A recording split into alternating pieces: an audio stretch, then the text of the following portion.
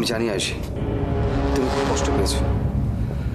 একটা কথা বলবো, বিশেষ করো। আমাকে এত কিছু বলার দরকার নেই। আমার দরকার আছে। আমি সত্যি বলছি, আমি তোমাকে কষ্ট দিতে চাইনি, কিন্তু জানি না কিভাবে।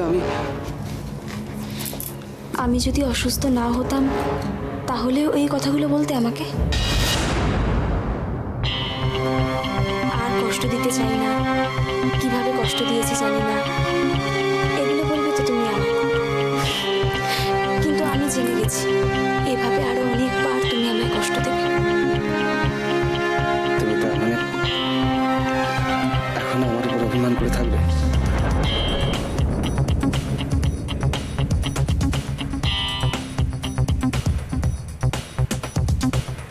ভুল স্বীকার করলাম তো, এবার তো ক্ষমা করে দাও।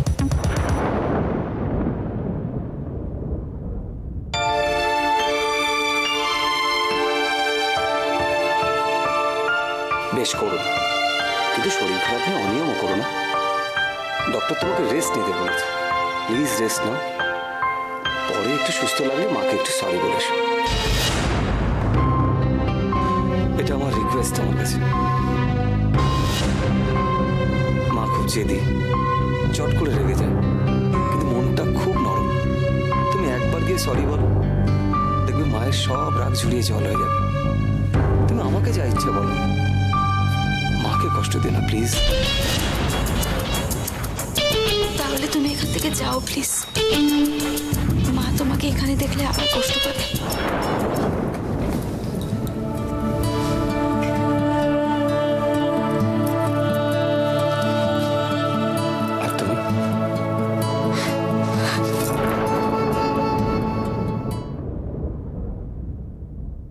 দি ভাই, তোর না শরীর খারাপ, তার মধ্যেও কাজ করছিস? এই না,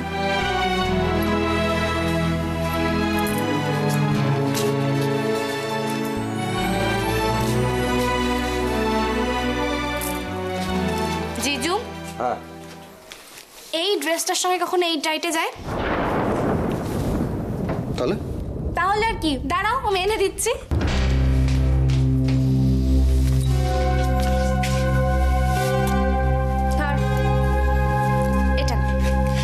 ড্রেসটার সঙ্গে খুব ভালো মানাবে। পারফেক্ট। আর এই কালারটা আমার খুব পছন্দ। হ্যাঁ, সেটা আমি জানি। দি ভাই, বড়টা কার? তোর। আর পছন্দের খেয়াল রাখতে হবে আমাকে। অদ্ভুত মানুষ তুই, জানিস?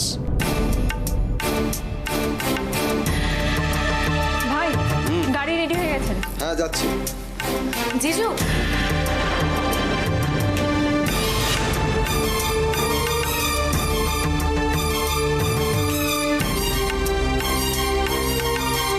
জিজু বলছি যে আমি ল্যাপটপটা নিয়ে নিচ্ছি, আর কিছু নিতে হবে? ভাই, মেঘলা কি তোর সঙ্গে যাচ্ছে নাকি? হ্যাঁ, আমি তো দিদির সাথেই যাচ্ছি। দি ভাই, টাটা। জিজু, বইয়ের হাসি মুখ দেখে বেরোচ্ছ কিন্তু দিনটা খুব ভালো যাবে। আমি এগোচ্ছি কিন্তু। হ্যাঁ, তাড়াতাড়ি এসো, বুঝলে? ভাই, তুইও তাড়াতাড়ি চল, গাড়িটা দাঁড়িয়ে আছে। যাচ্ছি।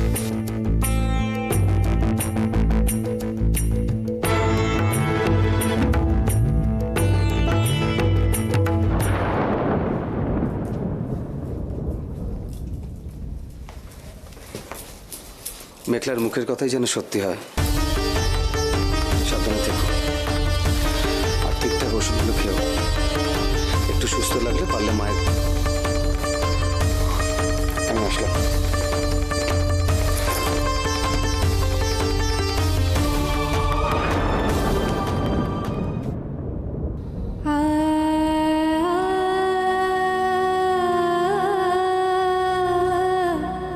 আজ থেকে আমি তোমার চেয়ারে বসবো সৈকত। জানি না তোমার মতো করে সমস্ত দায়িত্ব পালন করতে পারবো কিনা, শুধু চেষ্টা করব যতটা পারি তোমার কাজে এগিয়ে রাখার। তবে বেশি দিন কিন্তু করতে পারবো না এভাবে। তুমি তাড়াতাড়ি সুস্থ হয়ে ছুটি দেবে আমায়। এখান থেকে একটু ফাঁকা হলে আমাকে তো আয়ুষীটাকে নিয়েও একটু ভাবতে হবে বলো। মেয়েটাকেও তো একটু সময় দেওয়া দরকার।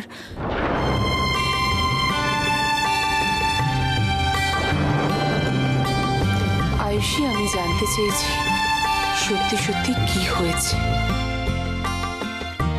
তুমিই তো বলো না, মেয়েদের জীবনটাই একটা অগ্নি পরীক্ষা। কেন জানি না, আয়ুষীটাকে নিয়ে আজকাল বড্ড বেশি চিন্তা হয়। বিয়ের পরপরই তোমার খবরটা পেয়েছি। জানি না কতটা সংসারে মন দিতে পেরেছে। তুমি একবার সুস্থ হয়ে ওঠো, আমার বিশ্বাস আমি সবকিছু ঠিক করে নিতে পারবো। সব ঠিক হয়ে যাবে, দেখো সব ঠিক হয়ে যাবে।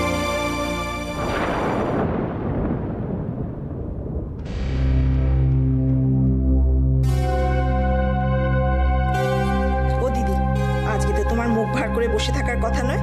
আজকে তো তোমার ছেলের বউ তোমাকে বাঁচিয়ে দিয়েছে গো। সে তুই ঠিকই বলেছিস ছোট। কুটুম বাড়ির সামনে মাথা একেবারে কাটা যাচ্ছিল। এমনিতেই সংসারে এত ঝুঁকি, কার মাথা ঠিক থাকে বলতো? তার উপর এ বাড়িতে তো সবাই নিজেই নিজের মালিক।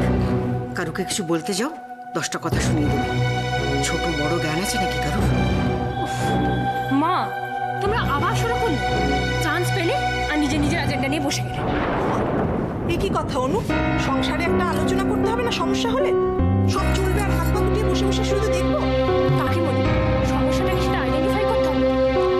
আয়ুষীর ঠান্ডা লেগে জ্বর হয়েছে, ডাক্তার এসে ওষুধ দিয়ে সারিয়ে দেবে। কিন্তু কিন্তু কি? পরিষ্কার করে বল। যেটা দেখলাম সেটা তো নিজের চোখকে বিশ্বাস করতে পারছি না। তাই অনু, আমার এই হেয়ালি পছন্দ হয় না। কি বলবি ঠিক করে বল। মা, তুমি ভাইকে এতবার বুঝিয়েছো, এতবার বারণ করেছো, তবুও ভাই সেই আয়ুষের সাথে। কি হলো? কি বলছিস তুই? দিদি, তুমি মিছিমিছি রাগ করছো।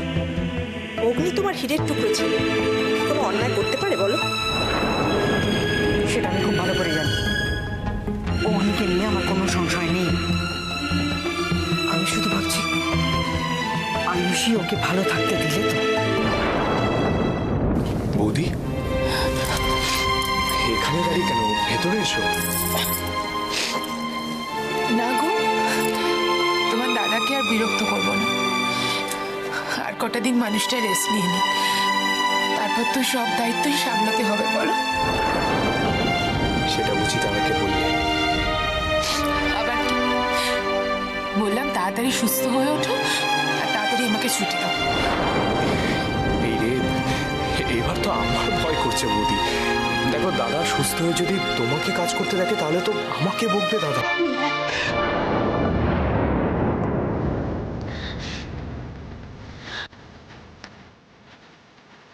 সত্যি ভেতরে যাবেন?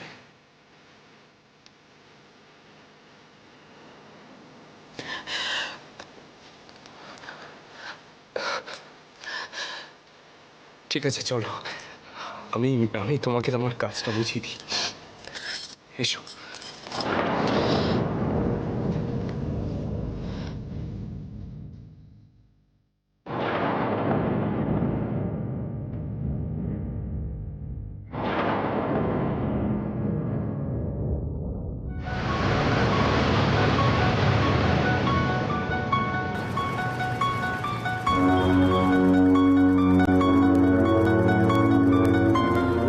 চ্যাটার্জি, একটা লেট করলে তো খুব প্রবলেম। এরকম একটা ভাইটাল মিটিং আর এখন এসে পৌঁছালেন না? অ্যাকচুয়ালি স্যার টাইমের ব্যাপারে খুবই পার্টিকুলার। প্রবাবলি উনি বোধহয় কোনো প্রবলেমে আটকে পড়েছেন। আপনারা প্লিজ একটুখানি ওয়েট করুন, স্যার এক্ষুনি চলে আসবেন। এই কথা তো অনেকক্ষণ ধরেই শুনছি। তাই আপনি ম্যাডাম প্লিজ একবার ফোন করে জানুন মিস্টার চ্যাটার্জি এখন কোথায়। আর দেরি হলে মিটিংটা পোস্টপোন করে দেবে বেটার।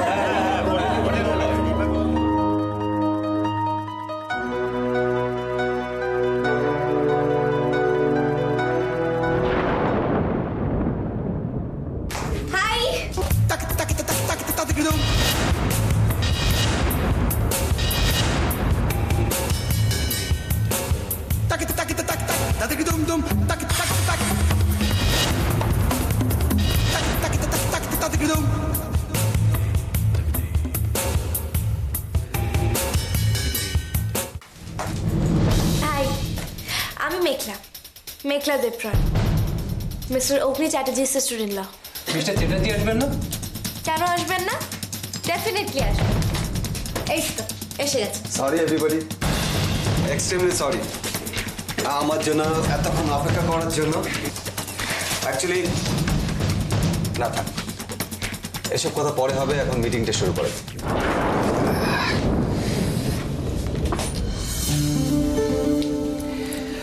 ওয়েল, প্রজেক্টের সম্পর্কে আমি যতটা ভেবেছি আপনাদের প্রথমে একটু ব্রিফ করে দিই। मिस्टर चैटर्जी, হ্যাঁ, क्या आप प्रोजेक्शन के बिना ही ब्रीफ करेंगे? অ্যাকচুয়ালি না, মানে আপনারা পুরো ব্যাপারটা না শুনলে বুঝতে পারবেন না ব্যাপারটা কি, right?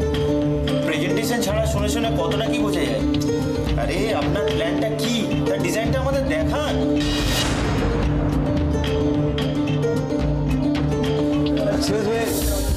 Excuse me please, please আমার কথাটা শুনুন। একটা এডুকেশনাল হোম বানাতে গেলে তার কিছু নিয়ম থাকে, আর সেটা সম্পর্কে না জানলে আপনারা তো বুঝতে পারবেন না। সো প্লিজ প্লিজ আমার কাছে কিছু জানার চেষ্টা করুন প্লিজ।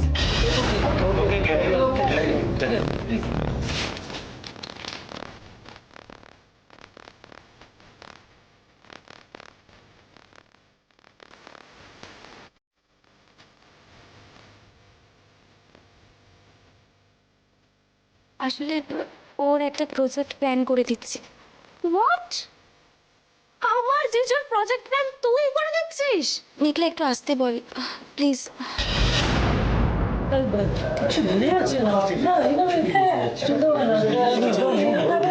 মিস্টার চ্যাটার্জি, আপনাকে আরেকবার মনে করিয়ে দিই, এডুকেশনাল হোমের প্রপোজালটা অনেক দিনের। এটা একটা বড় এবং ভাইটাল প্রজেক্ট, আর এটার জন্য গভর্নমেন্ট থেকে টাকা পাওয়ার একটা ব্যাপার রয়েছে। সো আপনি জানেন এর গুরুত্ব কতখানি? আমি খুব ভালো বুঝতে পারছি। কিন্তু আপনার কথা শুনে তো মনে হচ্ছে না যে আপনি এই ব্যাপারে কোনো প্রিপেয়ার আছেন বা এই প্রজেক্টটা নিয়ে কোনো ভাবনা চিন্তা করেছেন।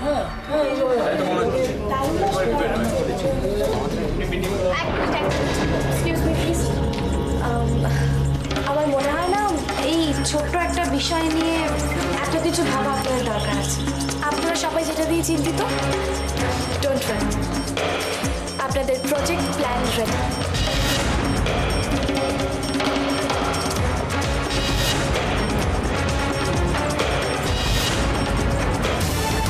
মিষ্টি মুখ সে তো করাতেই হবে। আগে কলসির উপরের মধুটা দুদিন চেখে দেখুক, তারপর তো বিষটা। আজ আমার জীবনের সবচেয়ে আনন্দের দিন, যেই দিনটার জন্য প্রত্যেকটা মেয়ে অপেক্ষা করে থাকে। সেই বিয়ের দিনটাই আজ ফাইনাল হয়ে গেল। সুজন ওয়েডস উর্মিলা। কার সাথে এত কথা বলে উর্মিলা? সাত খুলে ওর নাকি কেউ নেই। তাহলে না, এবার দেখছি উর্মিলাকে সরাসরি জিজ্ঞাসা করতে হবে।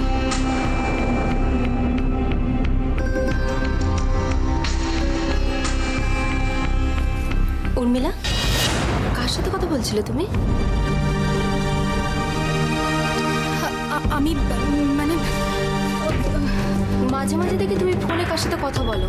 কার সাথে কথা বলছিলে? বৌদি,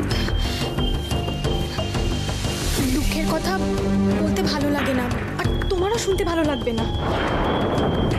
এটা কি বলছো উর্মিলা?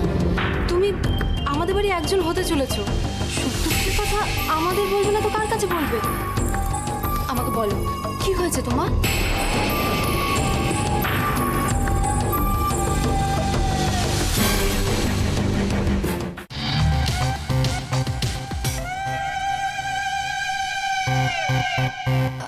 বৌদি, আসলে হোস্টেলে কিছু টাকা বাকি পড়ে আছে, আসার সময় দিয়ে আসতে পারিনি। তখন হাতেও কিছু ছিল না। আর জানো তো, এরা সব ব্যবসায়ী লোক, কটা টাকার জন্যে এমন ব্যবহার করে যে মেয়ে বলেও জ্ঞান করে না। কি করি বলো তো?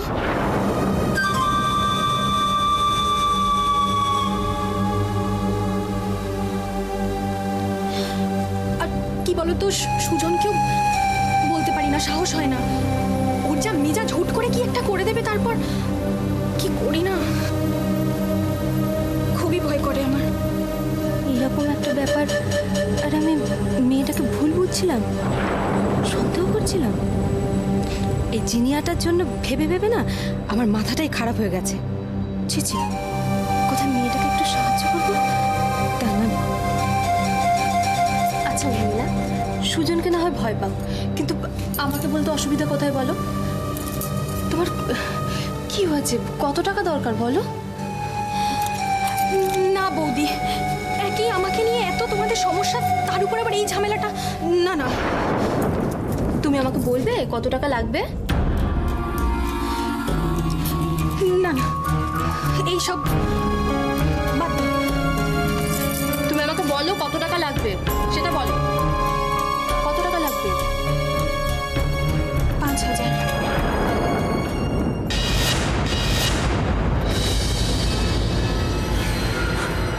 বৌদি শোনো না, তুমি টেনশন নিও না, আমি সব বুঝে নেব, বুঝলি? তুমি যে কত বুঝবে সেটা আমি বুঝতেই পারছি। কোথাকার কে হোস্টেলের ম্যানেজার কি নাকি বললো, সেটা শুনে তোমার চোখ ছলছল করছে। আচ্ছা উর্মিলা, তুমি আমাকে বৌদি বলো, যাই বলো না কেন, আসলে আমি তো তোমার দিদি, আর আমার বোনকে কেউ কিছু বলবে সেটা আমি মেনে নেবো কেন? তুমি একটুও চিন্তা করো, আমি দেখছি কি করা যায়। চিন্তা করো, আমি দেখছি।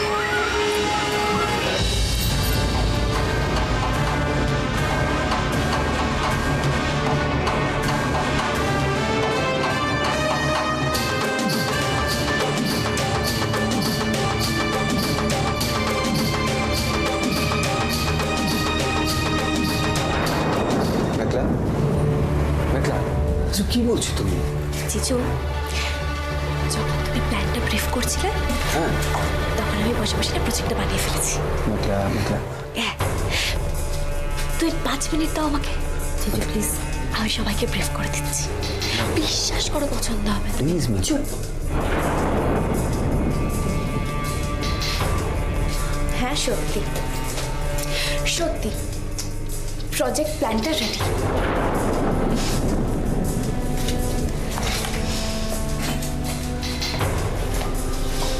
এটা একবার দেখবেন প্লিজ। প্রজেক্ট প্ল্যানিংটা অনেকটা এরকম, এই হচ্ছে স্কুল,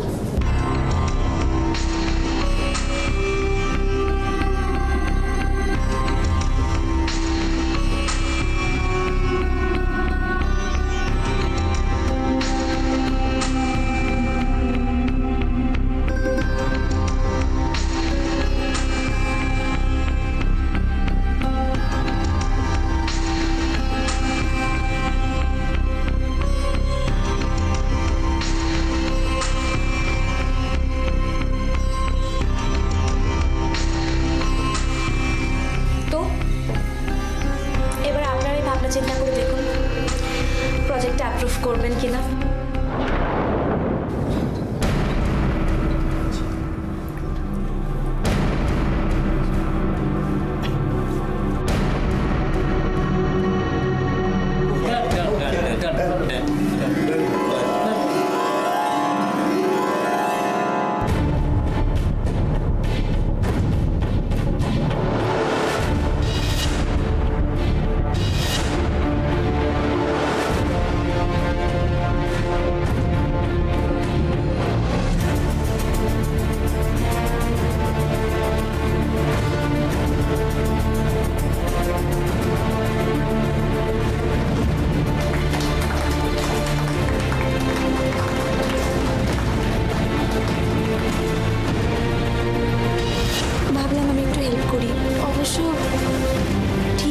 জানি না, কিন্তু তুই প্লিজ কাউকে কিছু বলিস না রে।